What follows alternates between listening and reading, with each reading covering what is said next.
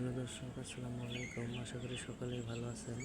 তো দর্শক, দেখতে পাচ্ছেন আমরা কিভাবে আমাদের চাষের জমিতে আমরা বেগুন সবজি গাছগুলো চাষ করে থাকি এবং বেগুন সবজি গাছগুলো আপনারা কিভাবে রোপণ করবেন এবং কিভাবে গাছের গোড়ায় পানি দিবেন তা সম্পূর্ণ এই ভিডিওটিতে দেখে নেবেন। কারণ একটি বেগুন সবজি গাছ ভালো করে যদি যত্ন সহকারে বড় করা হয় তাহলে সেই বেগুন সবজি গাছটি কিন্তু প্রচুর পরিমাণের বেগুন ধরে থাকে এবং সেইগুলো কিন্তু আপনারা বাজারে তুলে এবং বাজারে নিয়ে কিন্তু বিক্রি করতে পারবেন। পাশাপাশি আপনারা নিজেরাও কিন্তু খেয়ে শেষ করতে পারবেন না।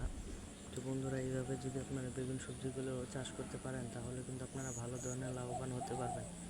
এবং একটি চাষের জমিতে, পুরো জমিতে যদি আপনারা সবজি গাছগুলো লাগিয়ে থাকেন বা রোপণ করতে থাকেন তাহলে বন্ধুরা দেখতে পারবেন সেই বেগুন সবজি গাছগুলো আপনারা, সেই গাছের সবজিগুলো আপনারা প্রচুর দামে বিক্রি করতে পারবেন।